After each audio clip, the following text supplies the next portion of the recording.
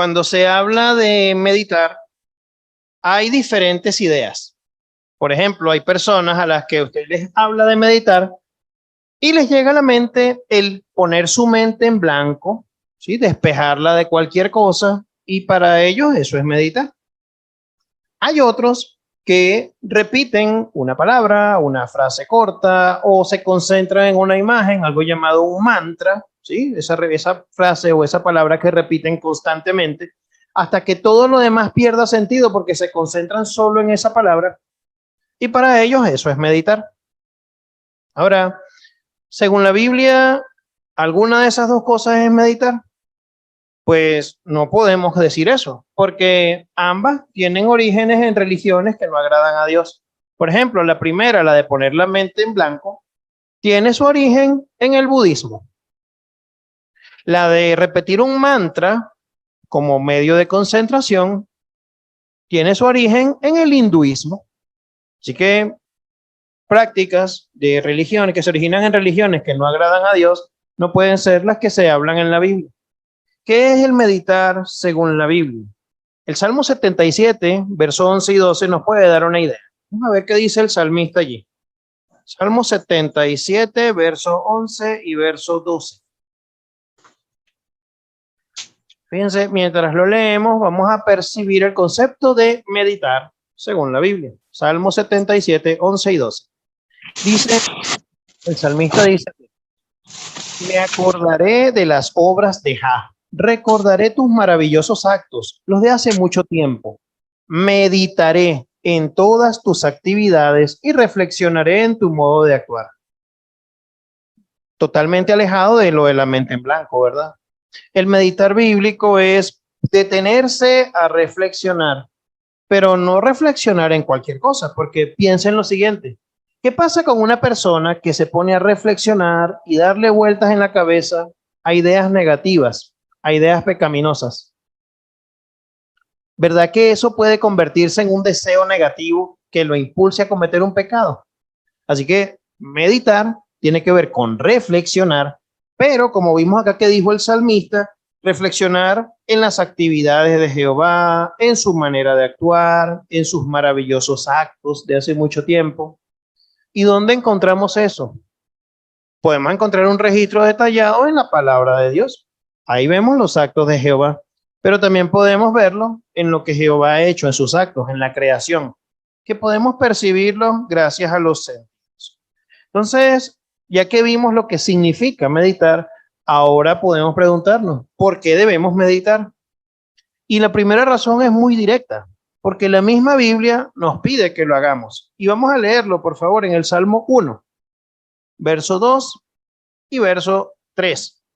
Salmo 1, verso 2 y verso 3. Fíjense que la Biblia nos pide allí que hagamos esto. Después de decir que no en el verso 1, a quién evitar, dice el verso 2 y 3, Salmo 1, verso 2 y 3 dice, sino que disfruta con la ley de Jehová. Día y noche lee su ley y medita en ella. Será como un árbol plantado junto a corrientes de agua, un árbol que da fruto a su tiempo y cuyas hojas no se marchitan. Todo lo que él haga tendrá éxito. Piensa en esto. Las cosas que usted disfrute hacer, tienen que obligarlo para que las haga. ¿Verdad que si usted disfruta de hacer algo, usted busca la oportunidad para hacerlo? Fabrica la oportunidad. Si disfruta de pasar tiempo con alguien, por ejemplo, con sus amigos, si su amigo le dice, mira, vamos a hacer tal actividad juntos, como yo disfruto de hacerlo, aprovecho esa oportunidad, no la dejo pasar. Por eso es que la Biblia nos invita a que nosotros disfrutemos de la ley de Jehová y meditemos constantemente en esa ley, como dice el verso 2. Día y noche meditar en esa ley de Jehová. Cuando nosotros lo disfrutemos, pues no nos va a pesar hacerlo. Vamos a leer y vamos a hacer como la imagen que vamos a poner acá a proyectar. Fíjense, miren a la muchacha con su Biblia abierta, viene de leer, pero miren su mirada. ¿Verdad que no está mirando a la Biblia? Se detuvo allí, va leyendo y como vemos atrás, está leyendo sobre Jesús, pero está usando su imaginación para meditar en esos actos de Jesús. Si la vemos allí, fíjense, su mirada no está en las páginas de la Biblia. ¿Y a qué pudiéramos asemejar esto? Imagínense que usted va manejando de repente subiendo una montaña, ¿verdad que a veces hay unas vistas muy agradables? Pero si uno va manejando, no puede estar concentrado en la vista, porque se puede ir por el barranco, ¿verdad? Tenemos que ir concentrados en el camino y de vez en cuando damos una miradita y disfrutamos del paisaje. Pero en algunas carreteras hay algunas paradas, unos miradores. ¿Verdad que vale la pena detenerse, bajarse del carro y mirar, observar ese paisaje así desde la altura? Ahí uno sí lo disfruta y no va a estar a riesgo porque ya no está manejando. Entonces, vemos a la joven allí, detuvo su lectura mientras se da un tiempo de meditar. Cómo actuó Jesús con la bondad, la mujer a la que curó, cómo los niños se acercaban a él, allí imaginándose la personalidad de Jesús. Qué agradable es dedicarle tiempo a eso. Entonces, hacer lo que la Biblia nos pide, meditar en la palabra de Dios, no es una carga porque disfrutamos de las enseñanzas bíblicas. Y también podemos decir que la meditación fortalece nuestra amistad con Jehová. ¿Por qué lo hace? Porque cuando meditamos en la personalidad de Jehová, disfrutamos de conocerlo mejor. Vemos sus características, vemos lo amoroso que es, vemos todo lo que ha hecho por nosotros y surge en nuestro corazón un deseo natural de querer acercarnos a Dios, de querer agradecerle. Nunca le vamos a poder pagar por completo todo lo que Él ha hecho por nosotros, pero lo vamos a disfrutar y como también en la meditación vamos a ir conociendo mejor a Jehová como persona, vamos a saber qué cosas le agradan, qué cosas no le agradan para evitarlas y las que a Él le gustan vamos a esforzarnos por ponerlas en práctica. ¿Por qué? Porque entendemos que Él es una persona, que así como a nosotros hay cosas que nos agradan y cosas que nos desagradan, ¿verdad? Nuestros amigos no van a hacer las cosas que nos desagradan cuando están con nosotros, porque no demostrarían ser nuestros amigos, ¿verdad? Van a hacer las cosas que nos hacen sentir bien. Entonces nosotros también al meditar en la Biblia vamos a lograr hacer eso con Jehová, conocerlo mejor y vamos a hacer las cosas que Él le agrada. Ahora, siendo lo valioso que es esto, ¿cómo nosotros podemos meditar en la palabra de Dios? Uno puede usar preguntas. En la medida que va leyendo la palabra de Dios, puede usar preguntas como la primordial. ¿Qué me enseña esto sobre Jehová, sobre su persona? ¿Qué aprendo de la personalidad de Dios? Una segunda pregunta es, ¿cómo puedo ponerlo en práctica en mi vida y beneficiarme con esto que estoy leyendo? Y una tercera pregunta, como Jehová nos enseña, es para que nosotros ayudemos a otros. ¿Cómo puedo ayudar a otra persona con esto que estoy aprendiendo? Y podemos hacer unos ejercicios para que meditemos en unos pasajes. Vamos a leer en Génesis primeramente. Pensemos en esto. Jehová mandó unos ángeles a Sodoma y a Gomorra para sacar a Lot de allí. Vamos a Génesis 19. Lo sacan de la ciudad, ¿verdad? Jehová le dice que se vaya a la zona montañosa, pero veamos qué dice, qué ocurre allí. Fíjese, Génesis 19, 17 al 22. Mira la instrucción de Jehová por medio de los ángeles. Dice, tan pronto como llegaron a las afueras, uno de los hombres dijo, corre por tu vida, no mires atrás y no te detengas en ninguna parte del distrito. Huye a la región montañosa para que no seas destruido. Pero Lot les dijo, no, Jehová, allí no, por favor. Sé que ya le has mostrado tu favor a este siervo tuyo y que me estás demostrando gran bondad al mantenerme vivo, pero no soy capaz de huir a la región montañosa. Es que tengo miedo de que me pase algo malo y me muera. Mira, aquí cerca hay una ciudad pequeña donde puedo huir. ¿Puedo ir allí? Por favor, te lo ruego. Es un lugar pequeño. Así sobreviviré. De modo que él le respondió, de acuerdo, volveré a mostrarte consideración y no destruiré la ciudad de la que hablas. Apresúrate, huye, porque no puedo hacer nada antes de que llegues ahí, allá. Por eso la ciudad se llamó Zoar. Piensen esto. Jehová le da la instrucción a Lot, huye a la montaña. Lot, en su temor, le dice, no, en la montaña no, es mejor este pueblo, déjame llegar allí. ¿Se imagina usted cuestionarle a Jehová? Jehová, no hagas las cosas de esta manera, yo creo que sería mejor así. ¿Quién tiene un punto de vista más amplio? ¿Jehová o nosotros? Siempre el mejor punto de vista va a ser el de Jehová. Pero notó que Jehová, cuando Lot le pide eso, entiende que Lot tenía temor por lo que estaba pasando y vio como le dijo en el 21, de acuerdo, volveré a mostrarte consideración. Jehová cedió. Es decir, según el idioma bíblico, Jehová fue razonable, porque una persona razonable, bíblicamente en griego, es alguien que cede, está dispuesto a ceder. No está que las cosas se deben hacer como yo dije y no cedo, soy inflexible, ¿no? Jehová no es así. Vemos cómo nos muestra eso sobre Jehová, su disposición a ceder, su disposición a comprender que a veces por nuestra imperfección sintamos temor. Qué bonito es que ese es el Dios al que nosotros le servimos. Un Dios consciente, un Dios que toma en cuenta nuestras limitaciones y que está dispuesto a hacer ajustes cuando es necesario. ¿Le provoca a usted acercarse a un Dios así? Qué diferente del Dios insensible que pintan la cristiandad, ¿verdad? Que habla del supuesto infierno de castigo eterno, de tortura, sin fin. Qué diferente es ese Dios que pinta la cristiandad. Y qué bonito es conocer lo razonable que es Jehová. Cómo disfrutamos de conocerlo mejor y de acercarnos a Él.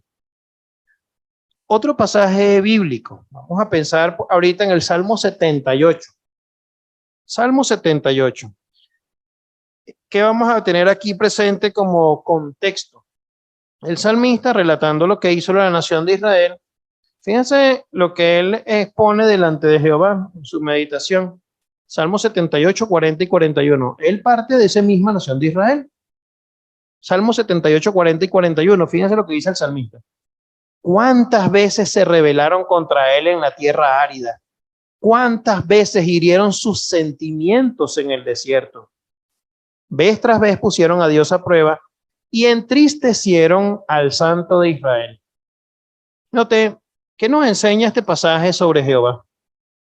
Como dijimos ahorita, Jehová no es un Dios insensible, tiene sentimientos y nuestras acciones, ¿sí?, pueden hacer que Él se sienta mal, como aparece en este pasaje, o si pensamos en pasajes como Proverbios 27:11, podemos alegrar el corazón de Jehová con las decisiones que tomamos.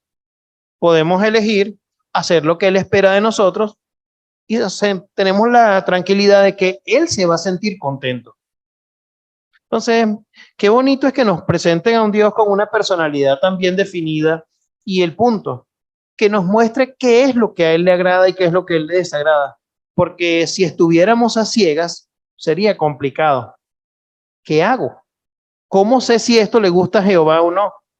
Pero lo bueno es que las Escrituras nos muestran claramente qué cosas le agradan a Jehová.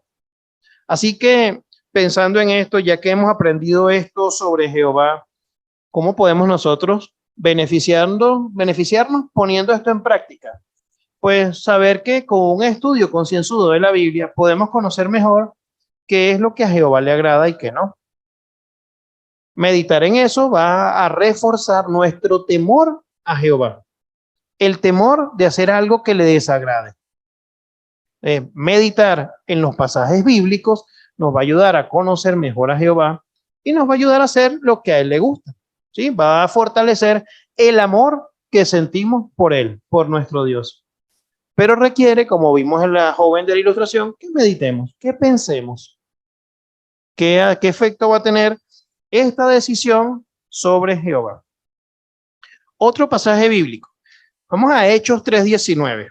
Pensemos en esto, Hechos 3:19, después del Pentecostés, se llenan de Espíritu Santo, hablan en lenguas, y Pedro habla con las personas reunidas, con la multitud reunida, después que hacen un milagro. Hechos 3:19, fíjense lo que les dice esa multitud. Hechos 3:19 dice así: de modo que arrepiéntanse y den media vuelta para que sus pecados sean borrados, y así el propio Jehová haga venir tiempos de alivio. Piensa en lo siguiente. ¿A quién estaba diciendo Pedro estas palabras? Si usted se va un poquito más atrás, vamos a ver un poquito más atrás, fíjese, versículo 14 y 15, mire, él hablando con los israelitas, con los judíos, les dice: así es, ustedes rechazaron a ese hombre santo y justo y pidieron que les liberaran a un asesino, a Barrabás. Y dice, y mataron a la gente principal de la vida. Es decir, esa gente que menos de 2 meses antes había pedido que liberaran a Barrabás y mataran a Jesucristo. ¿Se da cuenta lo valioso que es ese detalle de la disposición de Jehová a perdonar? Jehová no guardó resentimiento contra esa gente que había pedido que mataran a su propio hijo. Ahora, ¿por qué eso es así? Fíjense el versículo 17, Pedro da un detalle. Hermanos, sé que actuaron así por ignorancia, al igual que sus gobernantes. Pedro sabía que como masa, las masas normalmente no se detienen a reflexionar bien en lo que hacen, sino que siguen donde va la mayoría. Y ese día vieron que la mayoría estaba pidiendo que acusaran y mataran a Jesús, y como masa pidieron lo mismo. Pero ¿qué les recuerda Pedro? Lo que leímos en el versículo 19. Arrepiéntanse y den media vuelta, dice, para que sus pecados sean borrados. Cuando habla allí de borrar, el término griego se refiere a quitar frotando. ¿Sí? En la antigüedad hacían una mezcla de tinta, grafito y escribían. La gente, si querían borrar un documento, cuando eso se secaba, pasaba poco tiempo, lo raspaban, como con una esponja. Raspaban y quedaba la superficie y se podía escribir otra vez. ¿Qué nos muestra esto sobre Jehová? Fíjense, ¿qué hace Él con nuestros pecados cuando nos arrepentimos y nos damos la media vuelta? Es decir, dejamos de practicarlos. Se da cuenta que Jehová no le deja un registro, sino que los borra. ¿Lo quiere Jehová usted? ¿Me quiere Jehová a mí? Él no quiere tomarnos en cuenta nuestros pecados. No quiere llevarnos un libro de contabilidad con los pecados, porque ¿cuándo se llenaría ese libro? Lo seguiría escribiendo siempre. Mientras seamos imperfectos, vamos a seguir pecando. Pero Jehová no, cuando ve que hay arrepentimiento en nosotros, Él borra esos pecados. No se acuerda de ellos. Qué bonita disposición, ¿verdad? ¿Qué hacer con esto? ¿Cómo ayudar a alguien? Hay personas que se pueden sentir mal por los pecados que cometieron en el pasado, pero les podemos ayudar a meditar en esto para que vean la disposición de Jehová a perdonar. Estuvo dispuesto a perdonar a la gente que estuvo allí pidiendo que mataran a su hijo. Entonces, ¿acaso no lo perdonará a esa persona que se siente mal por algo que haya hecho en el pasado? Entonces, animarlo a meditar en ello y a arrepentirse y dar la media vuelta para volver a estar cerca de Jehová. Qué bonito es aprender esto, ¿verdad? Y estamos hablando solamente, vimos 3 pasajes bíblicos, muchos más en las Escrituras, que si nos detenemos a pensar detenidamente, reflexionamos, vamos a poder captar detalles sobre la personalidad de Jehová que nos van a agradar, nos va a ayudar a querer sentirnos cerca de Él. ¿Qué va a lograr en nosotros? Fíjense, podemos leer Romanos 15:4 para que veamos qué podemos hacer con las Escrituras. En la predicación hemos estado usando este versículo, pero ahora lo vamos a leer pensando en nosotros. Romanos 15:4. Fíjense, dice Romanos 15:4 lo siguiente, porque todas las cosas que fueron escritas anteriormente fueron escritas para nuestra enseñanza, para que mediante nuestro aguante y el consuelo de las Escrituras tengamos esperanza. Todo lo que está escrito en la Biblia es por una razón. Nada de lo que está escrito aquí sobra. Todo lo que Jehová dejó allí, mira, por algo es. Él entendía que lo necesitamos, ¿sí? Y como vimos, Él se encarga de enseñarnos, como pudimos ver acá, cuando nos detenemos a pensar, Él nos enseña sobre su propia personalidad. Meditamos, lo conocemos mejor. Mira, Jehová es así como persona. Jehová está dispuesto a perdonar. Jehová cuánto nos quiere. Tantas cosas que podemos aprender de Jehová. También Jehová dice que esto va a producir en nosotros aguante, porque cuando estemos atravesando una tribulación, una prueba, pues recordar que Jehová está allí, que Jehová quiere a sus siervos, que Jehová los recompensa por su lealtad, que Él va a estar dispuesto a darnos una mano, que es razonable, que es flexible. ¿Qué efecto va a tener eso en nosotros? Nos va a dar aguante. Vamos a continuar luchando. ¿Qué más va a hacer en nosotros? Nos va a consolar, porque todos, lamentablemente, en este sistema en que vivimos, pasamos muchas dificultades. Pasamos situaciones terribles en el sistema en que vivimos. Y eventualmente nuestro ánimo se viene abajo. ¿Qué vamos a necesitar? Consuelo. Y Jehová se encarga de dárnoslo acá en su palabra. ¿Y qué más nos da? Como leímos al final, esperanza. Y verdad que sin esperanza, qué dura sería la vida, ¿verdad? ¿Cómo se despertaría uno si no tuviera esperanza para el futuro? ¿Con qué fuerzas es para luchar? ¿Luchar para qué? Si no tengo esperanza. Pero Jehová se encarga de dárnosla. Y eso nos fortalece. Eso nos anima, nos anima. Nos permite seguir adelante. Estamos atravesando una situación dura. Bueno, recordamos de repente, como la segunda carta a los Corintios, que nos recuerda Pablo, que esa tribulación es momentánea y es liviana. Claro, él nos anima a centrarnos en nuestra esperanza en el futuro, a pensar en una vida eterna de felicidad. Y cuando comparamos una vida eterna de felicidad con cualquier situación difícil que estemos pasando ahora, esa situación difícil va a ser un momentico, momentánea y liviana. ¿Sí? Qué bonito es que Jehová nos haya dejado la Biblia para esto, pero a veces estudiar la Biblia así de lleno puede que se nos haga difícil. Qué bueno es también que por medio de su organización, Jehová emita publicaciones que nos ayudan a entender todo esto. ¿Verdad que es agradable saber que te diga, mira, puedo aprender el significado de este término original hebreo, aunque yo no sé ni una letra en hebreo o en griego antiguo? Tampoco sé nada de eso, pero las publicaciones nos pueden ayudar a entenderlo. Nos dan ilustraciones para captar las ideas. Entonces, qué valioso es que contemos con eso, que Jehová se haya encargado de dejarnos todas esas provisiones espirituales para entender su palabra y para meditar en ella y acercarnos a él. Pero como dijimos, no solamente meditamos en lo que Jehová está acá, nos dejó escrito acá, sino que tenemos la creación para meditar. Y podemos ver una segunda imagen.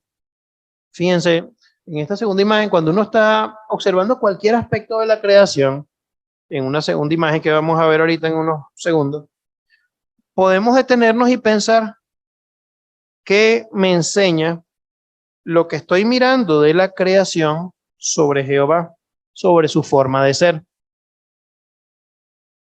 Detenerse, como hizo la muchacha ahora, detener la lectura de la Biblia, mirar qué me enseña de esas grandes montañas sobre Jehová, su solidez, su estabilidad, su inmutabilidad. ¿Verdad? ¿Qué me enseña esa puesta de sol? Hay tantas cosas que podemos disfrutar. También podemos preguntarnos, ¿qué nos enseñan sobre su manera de tratarnos? Esas cosas que él ha creado. Por ejemplo, piense en lo siguiente. Si usted quiere ir al cine, puede decir, oye, me gusta el título de la película, quiero entrar. Pague la entrada.